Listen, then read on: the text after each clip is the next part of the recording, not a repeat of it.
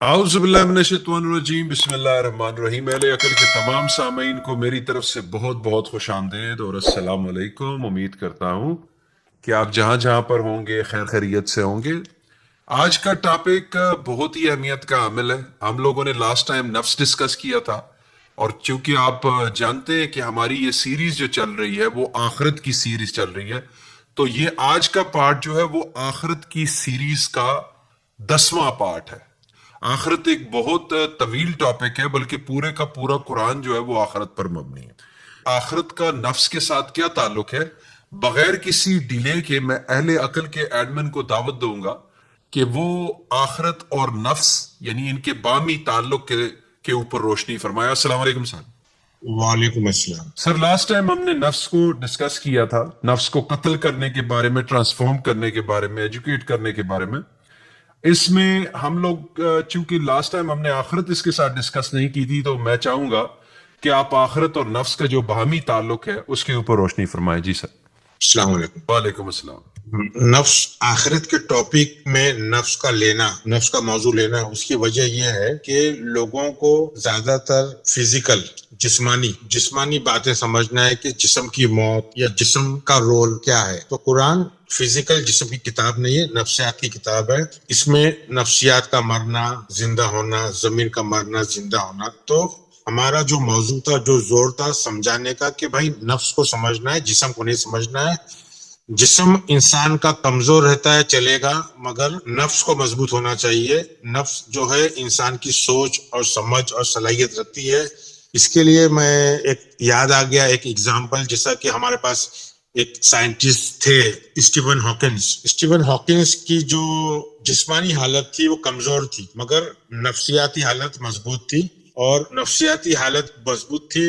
ڈاکٹروں نے تو ان کو بولے تھے کہ بھائی 25-30 سال میں ان کا انتقال ہو جائے گا، مگر وہ نفسیاتی اتنی ان کی حالت مضبوط تھی کہ انہوں نے 67 ایئرس میں ان کی وفات ہوئی.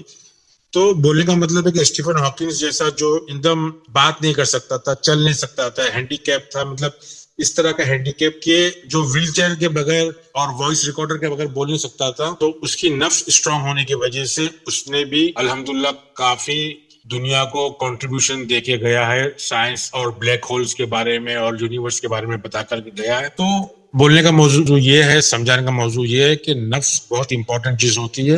اب ہم یہ سمجھیں گے کہ نفس کیا چیز ہے، ایکچولی نفسیات کیا چیز ہے اور اس کا تعلق آخرت سے کیا ہے اور نفس کیا چیز ہے. ہم نے یہ بھی لیا تھا موضوع کہ نفس جو ہے اللہ اپنے القرآن میں اللہ کو بھی نفس بولا گیا ہے. تو نفس جو ہے، نفس ہماری اللہ ہے.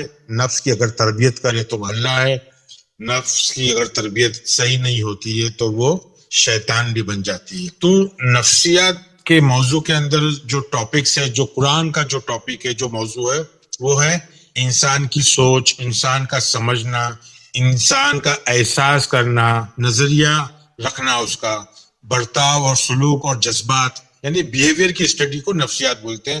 بیہیویئر کو کیا بولتے ہیں اردو میں؟ برتاؤ. جی.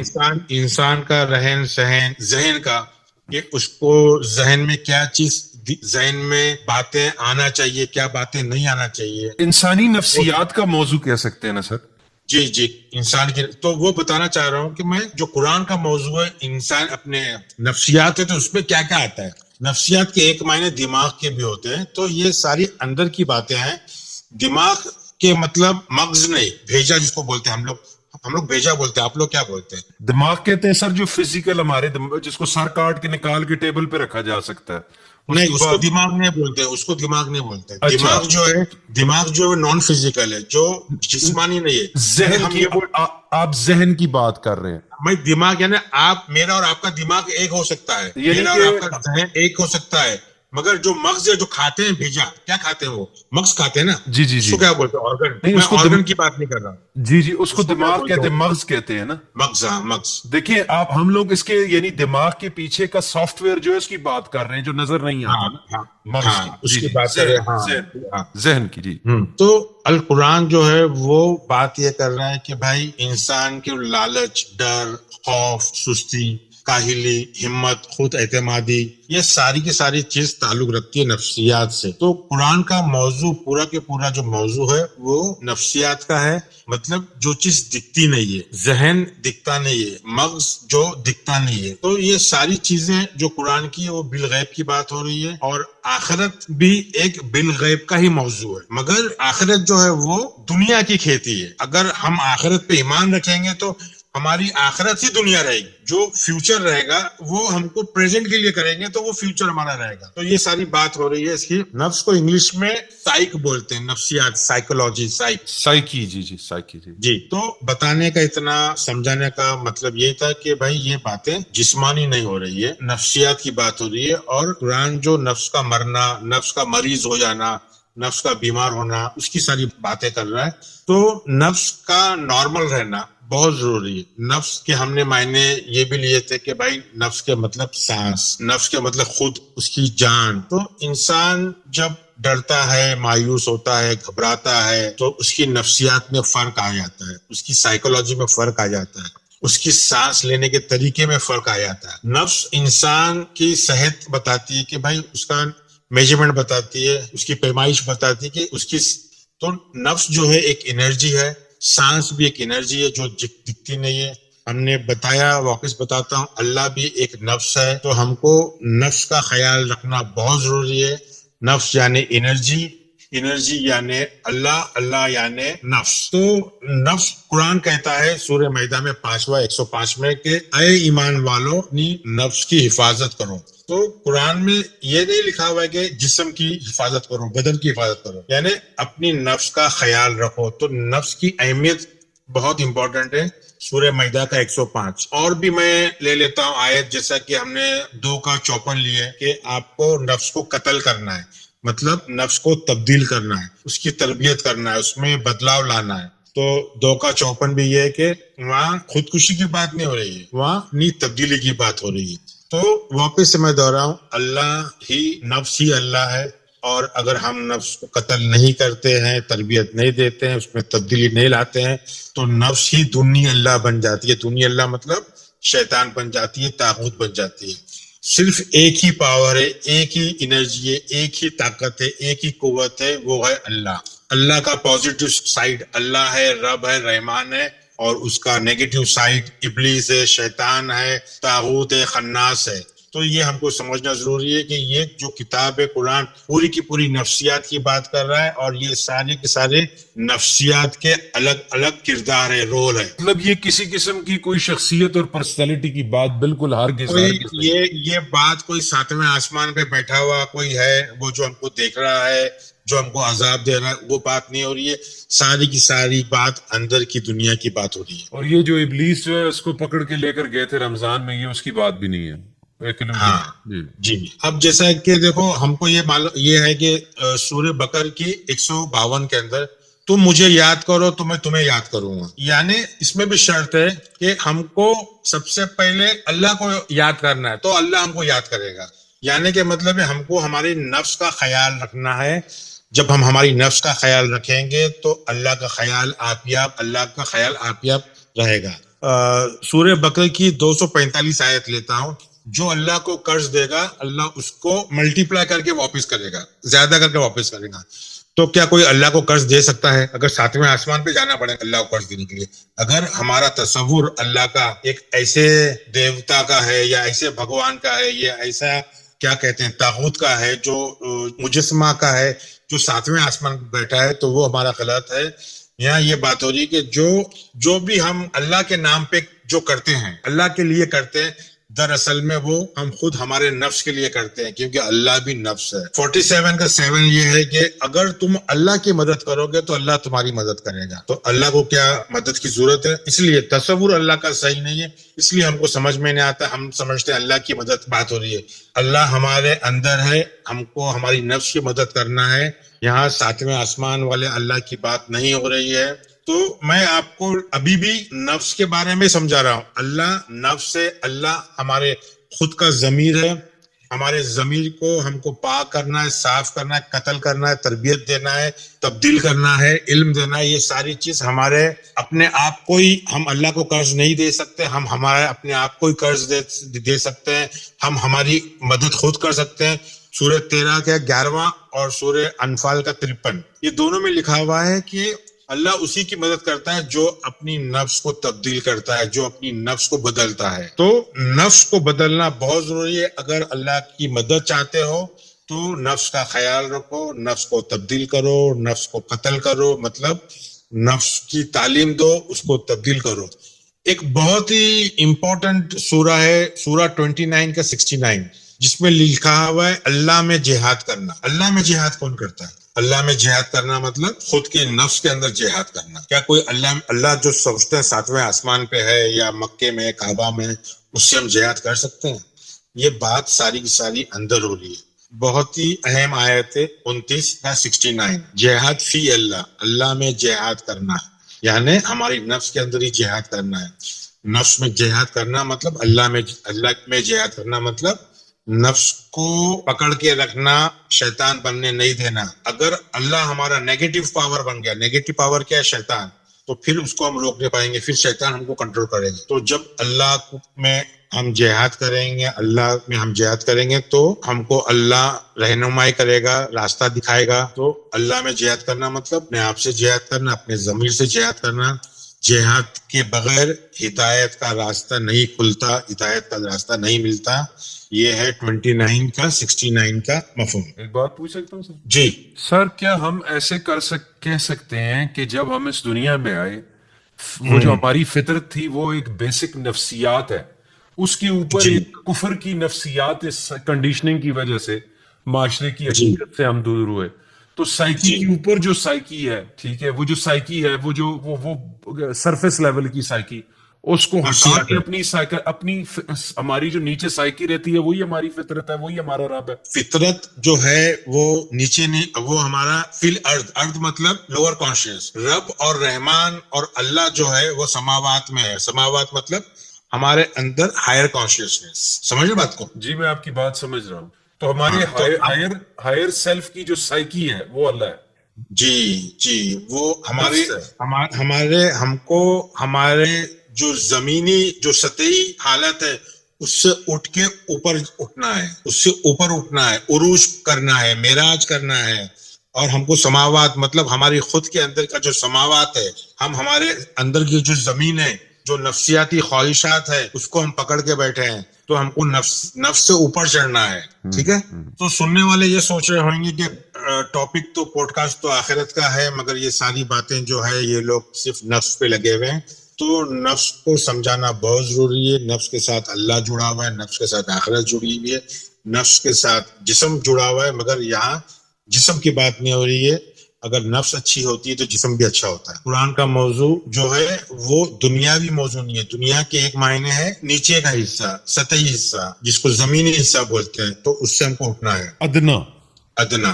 تو جسم اور بدن, حالانکہ دونوں عربی لفظ ہیں, یہ اردو میں بولا جاتا ہے مگر دونوں عربی لفظ ہیں, مگر اس کی بات نہیں ہو رہی ہے. یہاں جسم کی خوراک کی بات نہیں ہو رہی, جو کھانے کی بات ہو رہی قرآن میں اس کی بات نہیں. یہ ساری نفسیات کی بات ہو رہی, نفسیات کی خوراک, نفسیات کی ورزش. سمجھے, جو چہرے پہ جو خوبصورتی آتی ہے اس کی بات نہیں ہو رہی ہے.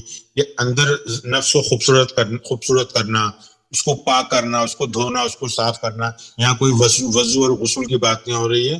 کوئی بھی قرآن میں بات فزیکل بات نہیں ہو رہی ہے. میں بار بار اس کو دہرا رہا ہوں کیونکہ اتنے سالوں سے ایک کہانی چلے آ رہی ہے, اس لیے بار بار دہرانا ضروری ہے. اچھا, اب ہم آ جاتے ہیں روح کی ٹاپک. تو عربی میں نفس کو روح بھی بولا گیا ہے. اب روح کا لغتی معنی کیا ہے اور روح کا رول کیا ہے ہماری زندگی میں؟ روح کا رول کیا ہے؟ نفسیات کا رول تو ہم کو سمجھ میں آیا. نفسیات کا رول کیا ہے؟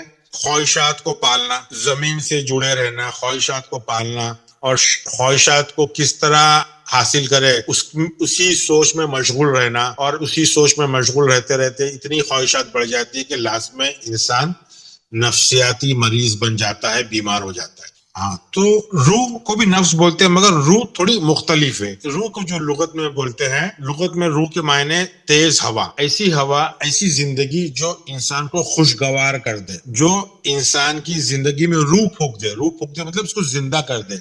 जो अंदर से मरा हुआ इंसान है, जो नफ्सियात मरीज है, जो जमीनी ख्वाहिशात के पीछे लगा हुआ है, जो उलझन में है, जो मुश्तिल में है, उसको ठंडक पहुंचाए, उसको हवा दे, उसको ताजगी, उसकी जिंदगी में हरकत लाए, उसकी जिंदगी में ताजगी लाए, उसकी जिंदगी में सुस्ती भगाए, उसकी जिंदगी में तेजी लाए, उसकी जिंदगी में जोश लाए, उसको जिंदा कल्ब करे, उसमें खुशियां लाए, वो काम है रूह का।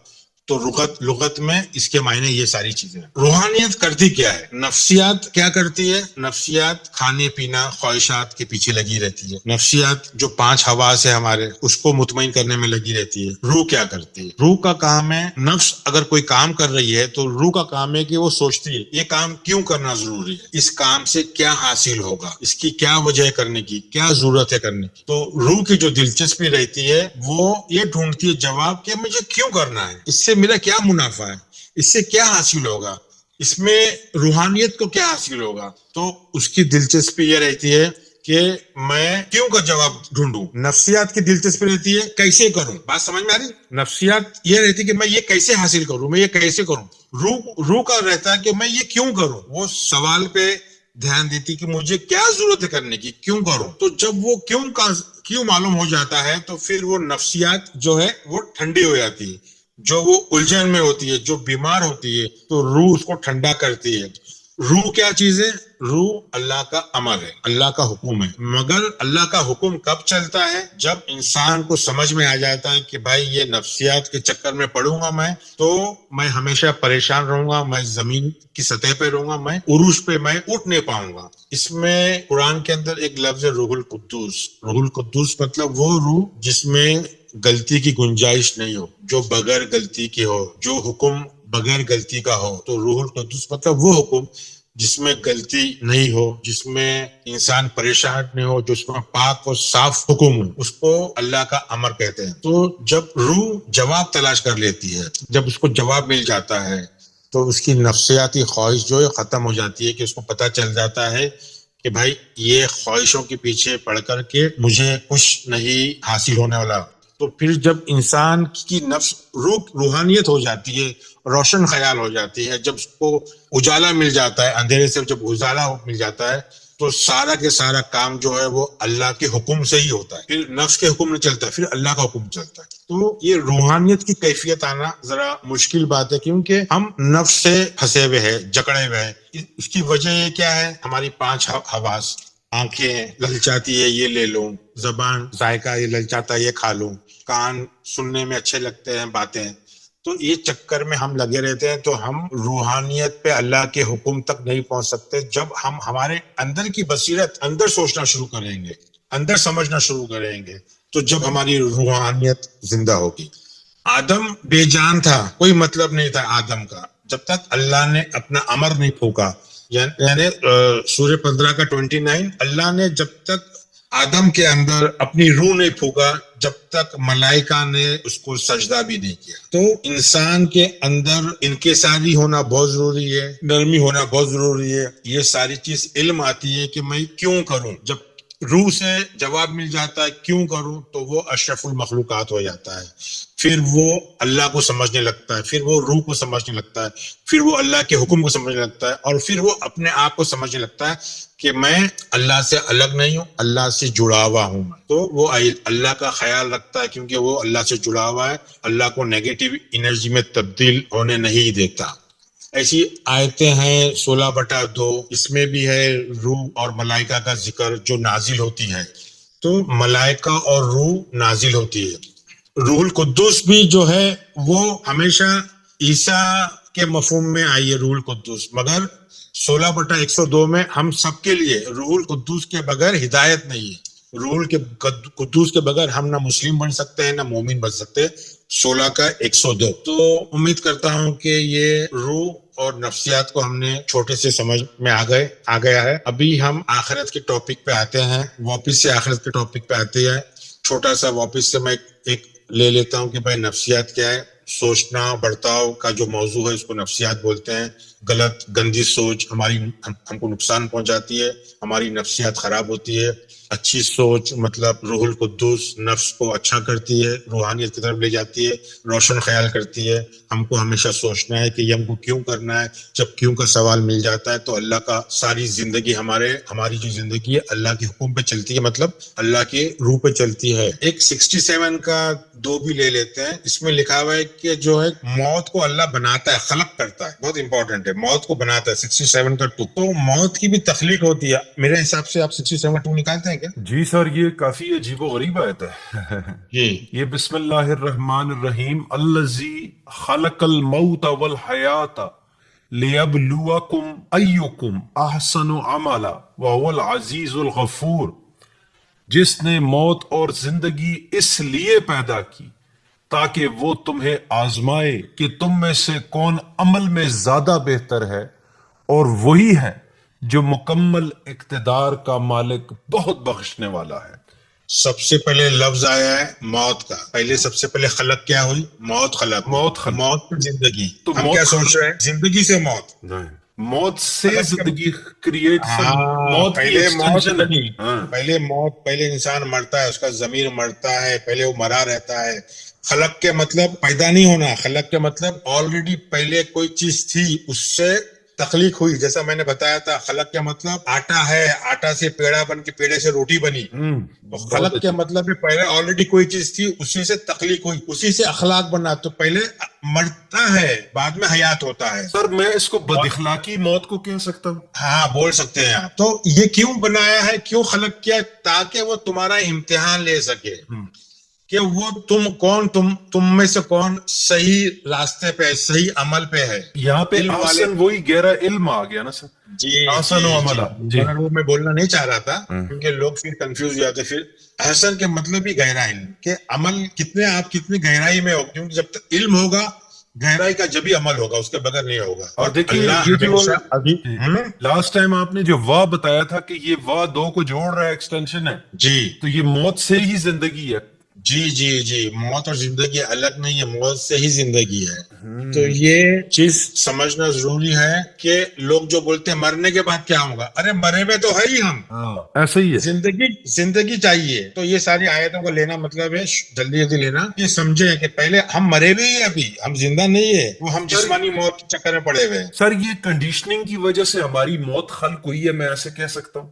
جی اور پھر اس موت سے ہم اپنی ہماری حیات خلق ہوتی ہے. جب اگر ہم کوشچن پوچھیں حی علی الفلاح بھی وہی ہے کہ آؤ حیات کی طرف. حیا کے مطلب حیات کی طرف آؤ, فلاح کی طرف آؤ, کامیابی کی طرف آؤ, ایور لاسٹنگ. جی ہاں. تو یہ ہم نے لے لیا. اب میں چاہتا ہوں کہ سورہ بقرہ کی 1 سے 10 آیت لوں. اس آیتوں کو لینے کا وجہ یہ ہے کہ یہ سورہ بقرہ کی 1 سے 2 کے بیچ میں 2 بار آخرت کا ذکر ہے. تو کیا کہ ہماری ٹاپک تھوڑی سی سمجھ میں آ جائیں گے لوگوں کو کہ بھائی آخرت ہے کیا ایکچولی. جی سر پڑھوں. ہاں آپ عربی میں پڑھیے تو پھر میں یہ پڑھتا ہوں. اعوذ باللہ من الشیطان الرجیم, بسم اللہ الرحمن الرحیم, الف لام میم, ذالک الکتاب لا ریب فیہ ھدی للمتقین. بس ہم یہ بار یہ جو آیت ہے نا سورہ بقرہ کی 1 سے 10 اتنی اہمیت والی آیتیں ہیں کہ اس کو جتنا بار سمجھو اتنا کم ہے. کیا بولے ذالک الکتاب, یہ وہی لکھاوٹ ہے جس میں کوئی ریب نہیں, مطلب جس میں کوئی شک و شبہ نہیں. کتاب مطلب یہ نہیں کہ 114 سورے والی کتاب بات نہیں ہو رہی ہے. 114 سورے جس کو ہم قرآن بولتے ہیں اس میں تو سمجھ میں ہی نہیں آتا, وہ تو مبین ہے ہی نہیں. یہ کتاب مبین کی بات ہو رہی ہے, یہ کاغذ اور قلم سے جو لکھی ہوئی کتاب اس کی بات نہیں ہو رہی ہے. تو جس میں ریب نہیں, ریب مطلب جس میں کوئی دماغ میں کوئی الجھن نہیں ہے, اس کتاب کے بارے میں کوئی شک و شبہ نہیں ہے. تو یہ اس کتاب کی بات ہو رہی ہے جو ہمارے اندر کتاب ہے, جو ہم نہیں جانتے. اس میں ہدایت ہے. اس میں ہدایت کس کے لیے ہے؟ مسلمانوں کے لیے نہیں. جو اپنے آپ کو مسلمان کہتے ہیں ان کے لیے نہیں ہے ہدایت. جو اپنے آپ کو مومن کہتے ہیں ان کے لیے ہدایت نہیں ہے. ان کے لیے ہے جو متقی ہے. تو متقی کون ہے؟ جو تقوی رکھتا ہے, پھونک پھونک کے قدم رکھنے والے, جو پھک پھک کے قدم رکھتا ہے. متقی کو سمجھنے کے لیے سورہ بقر کی 177 آیت بہت ہی امپورٹنٹ، بہت ہی اہمیت رکھتی ہے، مگر اس کو لوگ سمجھتے نہیں۔ اس میں بتایا گیا ہے کہ بھائی چہرہ آپ مشرق یا مغرب کی طرف موڑو تو اس سے کوئی مطلب نہیں ہے، متقی کے مطلب بتایا ہے۔ اس میں سب سے پہلے نمبر پہ جو ہے اس سورہ بقر کی 177 آیت میں 17 سے 18 شرطیں ہیں۔ اس کے سب سے پہلی شرط یہ ہے کہ آپ کو اللہ پہ بھروسہ رکھنا ہے، حالانکہ اللہ کے ساتھ بھروسہ اللہ لکھا ہوا ہے، یعنی اللہ کے ساتھ میں بھروسہ رکھنا ہے، اور آخرت پہ بھی ایمان رکھنا ہے۔ یعنی ایمان یعنی 2 نمبر پہ 17 18 اس میں شرطیں ہیں، اس میں 2 نمبر پہ آتا ہے آخرت پہ ایمان رکھنا۔ تو اس سے پتہ چلتا ہے متقی ہونے کے لیے آخرت پہ ایمان رکھنا کتنا ضروری ہے۔ پھک پھک کے قدم رکھیں گے دنیا میں تو ہمارا جو مستقبل ہے، جو آنے والا انجام ہے، جو اس دنیا میں ہی ہے، اور آخرت ایک نئی ختم ہونے والی زندگی ہے، دنیا اور آخرت جڑی ہوئی ہے دونوں، تو آخرت کو سمجھنا بہت ضروری ہے۔ تو سورہ بقرہ کی پہلی اور دوسری آیت الف لام میم سے شروع ہوتی ہے، اور یہ بتایا کہ یہ وہ کتاب ہے، یعنی کتاب کے مطلب لکھی ہوئی چیز، وہ یہ لکھاوٹ ہے جس میں کوئی ریب نہیں، کوئی جس میں الجھن نہیں، اس کے اندر متقیوں کے لیے ہدایت ہے۔ جی سر، تیسری آیت ہے الذین یؤمنون بالغیب وَيُقِيمُونَ الصَّلَاةَ وَمِمَّا رَزَقْنَاهُمْ يُنْفِقُونَ۔ جی، تو اس کا مفہوم ہے کہ جو ہمیشہ بالغیب پہ یقین رکھتے ہیں، بھروسہ رکھتے ہیں، ایمان رکھتے ہیں۔ اب بالغیب پہ بھروسہ رکھنا کے کیا مطلب ہے؟ بالغیب پہ بھروسہ رکھنا مطلب خود پہ بھروسہ رکھنا، کیونکہ کسی کو پتہ نہیں کل کیا ہونے والا ہے، اس کے باوجود بھی بھروسہ رکھنا اور آگے بڑھنا۔ پورا قرآن جو ہے وہ بالغیب کے زمرے میں آتا ہے، پورا قرآن کا مفہوم ہے بالغیب ہے۔ جس طرح کہ الف لام میم اس کے مطلب ہے سورہ فاتحہ میں پورا دین چھپا ہوا ہے، اللہ کی تعریف چھپی ہوئی ہے، اللہ کا تعارف چھپا ہوا ہے۔ پھر آتا ہے الکتاب، وہ بھی بالغیب کے زمرے میں، ہماری جو کتاب ہے اندر کی جو ہدایت دیتی ہے وہ چھپی ہوئی ہے۔ تو یہ جو مفہوم جو تیسری آیت ہے وہ یہی بات ہو رہی ہے کہ بھائی تمہاری کتاب ساری اللہ کی جو خط و خطابت ہے، جو کتاب ہے وہ ساری کی ساری اندر ہے، ساری چیزوں پہ ہم کو غیب ہے، یہ ساری چیزیں اس پہ ہم کو بھروسہ یقین رکھنا پڑے گا، ایمان رکھنا پڑے گا۔ تو ہم ایمان کب رکھیں گے؟ جب ہم الکتاب سے واقف ہو گئے کہ یہ کتاب میں ہدایت ہے، یہ کوئی عربی زبان پرانی عربی کی کتاب کی بات نہیں ہو رہی ہے، یہ ہمارے اندر کی کتاب کی بات ہو رہی ہے جو متقیوں کے لیے ہدایت ہے۔ متقی کون ہے؟ وہ بھی ہم نے دیکھا کہ متقی جو ہے جو اللہ پہ ایمان رکھے اور آخرت پہ ایمان رکھے، وہ متقی ہے۔ متقی مطلب پھپھو کے قدم رکھتا ہے، جو رکھتا ہے دنیا میں اس کی ہی آخرت میں کامیابی ہوتی ہے۔ اور یہ ہدایت کب حاصل ہوتی ہے؟ جب ہم صلاۃ قائم کرتے ہیں۔ صلاۃ قائم کرنا مطلب ہماری کتاب سے جڑنا، ہماری کتاب سے جڑے بغیر صلاۃ قائم نہیں ہو سکتی۔ تو مفہوم میں یہ صلاۃ کا یہ مفہوم کیا ہے کہ ہم کو کتاب سے جڑنا ہے، ہم کو بالغیب سے جڑنا ہے، جو کتاب میں ہدایت ہے اس سے جڑنا ہے۔ کتاب کے بغیر صلاۃ قائم نہیں ہو سکتی۔ اور جب کتاب سے ہم جڑ جاتے ہیں، جب ہم ہدایت سے جڑ جاتے ہیں تو وہ ہدایت کو بتایا گیا کہ وہ رزق ہے، وہ تمہارا رزق سے تم کو رزق ملتا ہے، اس میں سے ہم ہمارے ضمیر کو کھلاتے ہیں، پلاتے ہیں، اس کو حیات کرتے ہیں، اس کو تازہ کرتے ہیں، ہمارے اپنے آپ پہ وہ خرچ کرتے ہیں۔ ینفقون کے مطلب یہ ہے کہ اپنے آپ پہ خرچ کرنا، یہ فارم 4 ورب ہے، امپرفیکٹ ورب ہے۔ تو یہ مفہوم ہے خرچ کرنا مطلب اپنے خود اپنے ضمیر پہ، اپنی نفس کے اوپر خرچ کرنا ہے۔ کیا خرچ کرنا ہے؟ جو کچھ ہم کو ہدایت ملی ہے کتاب سے اس کو عمل میں لے کے آنا ہے۔ ینفقون کے مطلب اپنے آپ پہ خرچ کرنا ہے، اپنے آپ پہ خرچ کرنا ہے۔ کس لیے بول رہا ہوں؟ کیونکہ یہ فارم 4 ورب ہے۔ جو یومنون کے مطلب بھی ہے جو اپنے آپ پہ بھروسہ رکھتا ہے۔ ایمان والا کون؟ جو اپنے آپ پہ ایمان رکھتا ہے، جو اپنے آپ پہ بھروسہ رکھتا ہے۔ ہاں، تو اب آ جائیے چوتھی آیت کے اوپر۔ سر چوتھی آیت ہے والذین یؤمنون بما انزل الیک وما انزل من قبلک وبالآخرۃ هم یوقنون۔ جو لگاتار اپنے آپ پہ بھروسہ رکھتا ہے، جو کس پہ بھروسہ رکھتا ہے؟ جو ہم نے ان پہ نازل کیا ہے، اور جو نازل کیا ہے قبلی کا، من قبلی کا کیا مطلب کیا ہے؟ جو لفظ قبول سے آیا ہے، جو ہماری منظوری سے ملتا ہے. ہم نے جو ہمارا قبلہ سمجھتے ہیں وہ قبلی کا ہے ہمارا، مگر ہم کیا سمجھتے ہیں کہ یہودیوں کی اور نصرانیوں کی کتاب کے بارے میں بات ہو رہی ہے، قبلی کا. پرانی کتابوں کے بارے میں بات نہیں ہو رہی ہے، یہ بات ہو رہی ہے جس کو ہم اقرار کرتے ہیں، جس پہ ہم قبول کرتے ہیں، جو ہمارا قبلہ ہے، جو ہماری منظوری ہے، وہ ساری چیز کی بات ہو رہی ہے.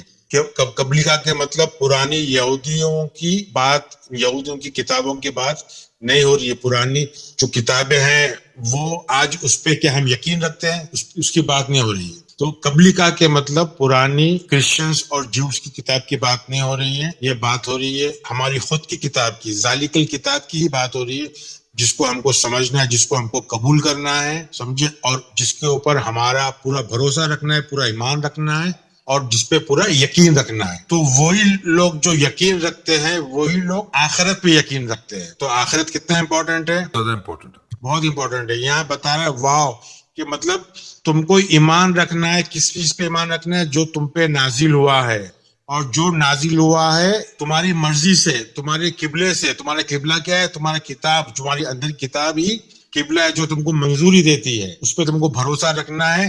اس پہ بھروسہ رکھے مطلب آخرت پہ بھروسہ رکھے، آپ نے یقین رکھے آخرت کے اوپر. تو اب آ جائیے پانچویں آیت پہ. 5ویں آیت ہے سر، اولئک علی ھدی من ربہم واولئک ھم المفلحون. ہاں، وہی لوگ ہیں جو ہدایت، جن کو ہدایت ملتی ہے رب سے، اور وہی لوگ ہیں جو کامیاب ہیں. تو کامیاب کون لوگ ہیں؟ وہ لوگ نہیں جو مرنے کی بعد کی زندگی پہ بھروسہ رکھتے ہیں، وہ لوگ جو کتاب پہ بھروسہ رکھتے ہیں، اس سے جو ملتی ہے ہدایت پہ بھروسہ رکھتے ہیں، جو اس میں سے رزق ملتا ہے وہ عمل کرتے ہیں اپنے آپ کے اوپر. تو یہ ساری باتیں حیات کی زندگی کی بات ہے. جو تو ہم مرے ہوئے تھے، ہم کو زندہ کر دیا گیا ہے، اور جب ہم اس کے اوپر ہدایت، ہم ہمارے رب کی جو ہدایت ہے اس پہ ہم بھروسہ کرتے ہیں، تو ویسے لوگ ہی کامیاب ہیں. یہ بہت امپورٹنٹ ہے. کامیابی کی راز جو ہے ہماری کتاب، ہماری خود کی کتاب میں چھپا ہوا ہے، جس کو ہم کو ہمارے اوپر خرچ کرنا ہے.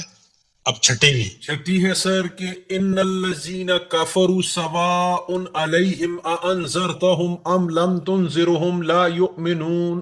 بالکل، بے شک جو کفر میں ہے، کفر کے مطلب جو اندھیرے میں ہے، جو اگنورنٹ ہے، جو تکبر کے اندر ہے، جو بے خبر ہے، جن کو معلومات نہیں ہے، ان کو آپ خبردار کرو یا مت خبردار کرو، وہ ماننے والے نہیں ہے. کیوں کہ وہ ایک اندھیرے میں ہے، وہ ایک ڈینیل اسٹیٹ میں ہے، جو جھٹلاتے ہیں زندگی کو، جو سمجھتے نہیں، تکبر کے اندر ہے. ان لوگوں کو آپ کتنا بھی سمجھاؤ تو وہ ایمان میں آنے والے نہیں ہے. وہ اپنے آپ پہ بھروسہ نہیں رکھنے والے. وہ ہمیشہ دوسروں پہ بھروسہ رکھیں گے، باہر کی زندگی دیکھیں گے، خود کے اندر جھانکیں گے نہیں. وہ ہمیشہ باہر بھروسہ رکھیں گے، خود پہ ایمان نہیں رکھیں گے. یومنون بھی جو لفظ ہے وہ فارم 4 لفظ ہے، مطلب خود پہ ایمان رکھنا. جو باہر دیکھتے ہیں وہ خود پہ ایمان نہیں رکھتے ہیں، وہ خود پہ اعتماد نہیں رکھتے ہیں. تو ویسے لوگوں کو آپ سمجھاؤ مت سمجھاؤ، وہ اندر کی دنیا پہ ایمان رکھیں گے ہی نہیں. تو آ جائے سورہ بقرہ کی 7ویں آیت.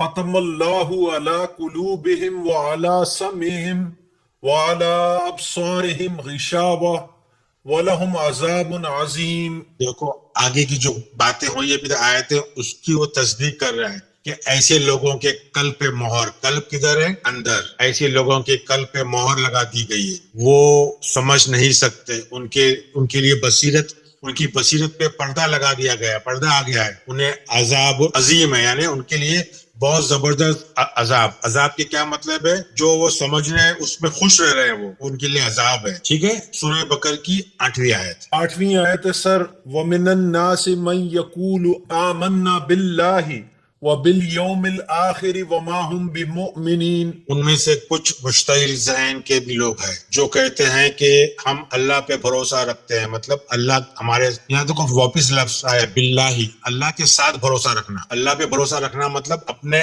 آپ پہ بھروسہ رکھنا، اپنے نفس پہ بھروسہ رکھنا. کیونکہ ہم نے اوپر بھی آئے دیکھے کہ اللہ کو قرضہ دینا، جو اللہ اسی کی مدد کرتا ہے جو اپنی مدد خود کرتا ہے. مطلب یہ بات خود اپنی ضمیر کی ہو رہی ہے. تو جو اللہ پہ بھروسہ رکھے، جو اللہ کے ساتھ بھروسہ رکھے. اور اس کا مطلب کیا ہے؟ اللہ پہ بھروسہ رکھنا مطلب یوم الآخرہ پہ بھروسہ رکھنا، جو ہماری آنے والی زندگی، دنیاوی زندگی، آخرت کی زندگی، آج کی زندگی, مستقبل کی زندگی, اس کو آخرہ بلایا, جو آخرت کی زندگی پہ بھروسہ رکھتا ہے. مگر یہ لوگ جو ہے ایسے مشتعل ذہن ہے جو کہتے ہیں کہ ہم اللہ پہ بھروسہ رکھتے ہیں اور آخرت اور یوم الآخرت پہ بھروسہ رکھتے ہیں, مگر حقیقت میں یہ ہے کہ وہ لوگ ایمان نہیں رکھتے. بمؤمنین.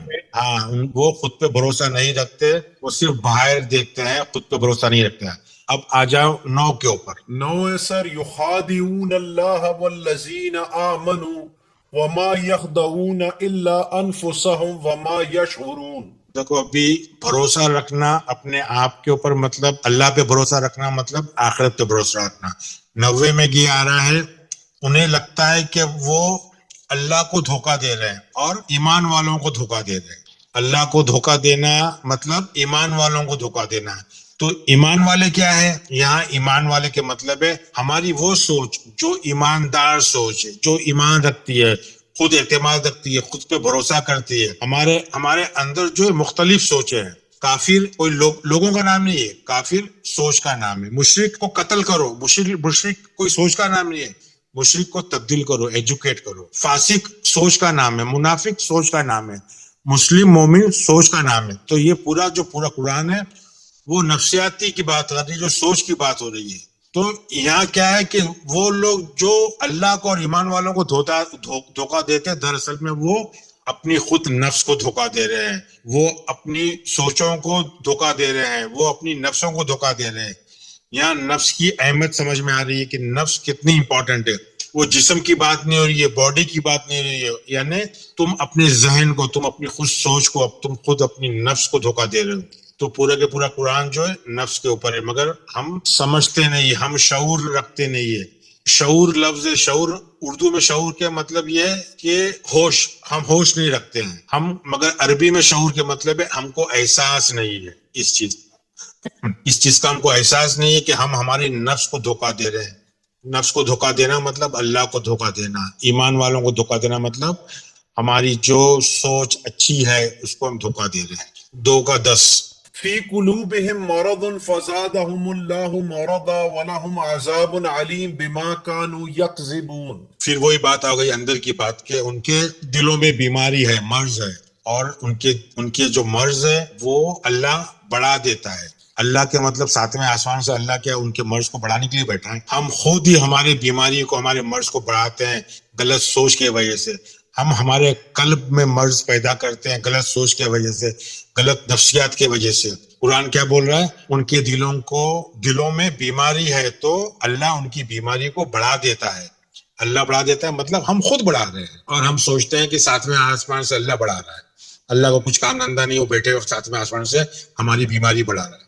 ہم خود بڑھاتے ہیں, اور اسی کو کہا گیا ہے کہ ان کو درد والا عذاب علیم دیا جائے گا, کیونکہ وہ ہمیشہ جھٹلاتے ہیں, جھوٹ بولتے ہیں, کافر ہے, جھٹلاتے ہیں, اندھیرے میں رہنا چاہتے ہیں. تو سورہ بقرہ کی 10 آیت ختم ہو گئی ہے. اب آپ اس کو شارٹ میں بتا دیجئے کہ روحانیت کیا ہے, اسپرچولیٹی کیا ہے, نفسیات کیا ہے, انسان کو نفسیات کہاں لے کے جاتی ہے, اس کو روحانیت مطلب اسپرچولیٹی کہاں لے کے جاتی ہے. یہ تھوڑا سا مفہوم آپ تھوڑا سمجھائیں گے تو ہم یہاں اس پہ ختم کرتے ہیں. سر میری پرسنل انڈرسٹینڈنگ کے اندر جو ہے سب سے پہلے جو یہ سائیکی ہے, نفس ہے, نفسیات ہے.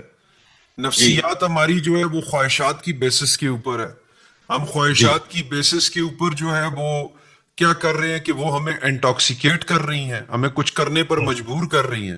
پھر ہماری انٹینشن اس سے کریٹ ہو رہی ہے, اور انٹینشن جو ہے وہ ہماری ایکشنز میں تبدیل ہو رہی ہے.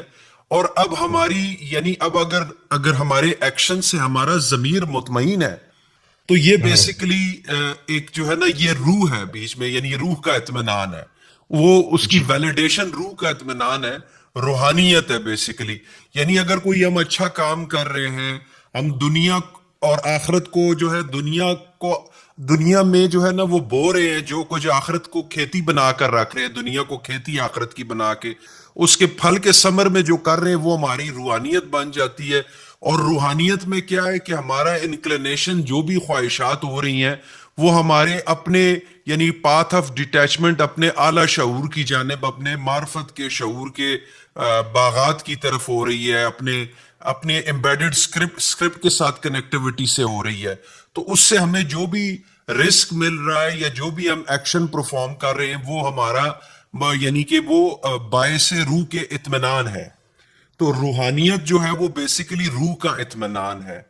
اور اگر ہم اس کے اپوزٹ جو ہے وہ کنٹراسٹ میں کچھ ایسے ایکشنز کر رہے ہیں پرفارم کر رہے ہیں تو اس سے ہمارا ضمیر جو ہے وہ ملامت ہو رہا ہے بیسیکلی. دنیاوی اگر ہم دنیا کی طرف عجل کر رہے ہیں یا عجلت کر رہے ہیں اور ہم دنیا کو آخرت کی کھیتی نہیں سمجھ رہے, غافل ہو کے لوگوں کو کاپی پیسٹ کر کے لوگوں جیسا بننے کی کوشش کر رہے اور اپنے آپ سے اپنے سفر سے نہ واقف ہے اپنی ذات کے, تو یہ ایسے اپنی فطرت کی طرف پلٹنے سے. جی تو اس کا مختصر سا یہ ہے کہ اللہ کا روح, اللہ کی روح جو اللہ کا حکم ہے, وہ روحانیت جو اللہ کا حکم ہے, جو روح القدس ہے ہمارے اندر, ہم نے اس کو مار کے رکھا ہے. اللہ کے حکم کو ہم کو زندہ کرنا ہے, اللہ کے حکم کو ہم کو زندہ کرنا ہے تاکہ ہم اللہ کے حکم کے سائے میں چلے. ہم مرے ہوئے ہیں, ہم کو زندہ ہونا ہے. ہم سمجھ جاؤ کہ ہم مرے ہوئے ہیں, ہم زندہ نہیں ہے, ہم مرے ہوئے ہیں. ہم مرے ہوئے اس لیے ہے کہ ہماری نفس ہمارے قابو میں ہے, ہم نے ہماری نفس ہمارے قابو کے اندر ہے, اس لیے ہم مرے ہوئے ہیں. ہم خواہشات میں الجھے ہوئے ہیں, خواہشات پوری ہوتی ہے تو خوشی ہوتی ہے, خواہشات نہیں پوری ہوتی ہے تو ہم غم زدہ ہو جاتے ہیں. تو ہم کو اللہ کے حکم کو زندہ کرنا ہے, ہماری روح کو زندہ کرنا ہے. اور پورا کے پورا قرآن کا مفہوم یہ ہے کہ ہم کو ارتقا کرنا ہے, ہم کو ہمارے آپ کو ایوالو کرنا ہے. ہم کو غم, ڈر, لالچ یہ ساری چیز چھونا نہیں چاہیے. ہم کو ہماری روحانیت کو اتنی مضبوط کرنا ہے کہ اللہ کا حکم ہمارے میں زندہ ہو, اور جب اللہ کا حکم ہمارے میں زندہ ہوگا تو انشاءاللہ پوری دنیا سجدہ کرے گی. بالکل سر, ہم نے اپنے اندر جو خواہشات زندہ رکھنی ہے وہ محسنین خواہشات, احسن خواہشات, قانتین, ساجدین, ان کو زندہ رکھنا ہے. یعنی ان خواہشات میں ہمارے ساتھ اللہ کی مدد ہوگی اور روح زندہ رہے گی. ٹھیک ہے سر, بہت شکریہ. یہ تھا خواتین و حضرات ہمارا پارٹ نمبر 10 آخرت کی سیریز کا. امید کرتا ہوں کہ آپ کو پسند آیا ہوگا. کافی گہرا تھا تو ریفرنسز دیکھیے گا اور آپ بھی غور و فکر کیجیے گا اس پہ. دوسری خواتین و حضرات, آپ سے یہ گزارش ہے کہ ہم چاہتے ہیں کہ یہ حق کا میسج دور دور تک پہنچے, تو ہماری خواہش ہے کہ آپ اس کو اپنے دوستوں, اپنے ساتھیوں کے ساتھ ضرور شیئر کریں. اب یہ وقت ہے, آپ دیکھ رہے ہیں چینل بھی گرو ہو رہا ہے اس طریقے سے, اور ہم چاہتے ہیں کہ یہ میسج جو ہے وہ آگے جیسے جیسے سیریز چلتی جائے گی, یہ اس وقت افراتفری کا دور ہے, یہ اس وقت جو ہے وہ کیا کہتے ہیں کہ بہت ہی ایکسٹرنل طور پر انفلوئنسز ہیں. تو اب ہم چاہتے ہیں کہ ہمارا پلیٹ فارم 134th ویڈیو ہے یہ, تو اس کے ساتھ اور اس پہ مزید کام بھی آ رہا ہے, مزید ڈاکیومنٹریز, انگلش چینل وغیرہ. تو ہم چاہتے ہیں کہ آپ اس کو آگے پروموٹ کریں تاکہ بہت سے لوگ, میں نے خود دیکھا ہے کہ وہ لوگ حق کے متلاشی ہیں آج کل فیس بک پہ, یوٹیوب پہ, ٹویٹر, ٹک ٹاک پہ, آگے پیچھے لوگوں کو اس چیز کی ضرورت ہے. تو اگر آپ پہنچیں گے تو یہ آپ کے لیے ایک قسم کا ایک ہے کہ آپ اپنا جو ہے نا وہ کچھ شیئر کر رہے ہیں کسی کے ساتھ. تو بہت بہت شکریہ. تو انشاءاللہ پارٹ نمبر 11 رہے کر آخرت کی سیریز کا یا کوئی نیا ٹاپک آپ کی خدمت میں جلد لے کر آئیں گے. تب تک کے لیے والسلام.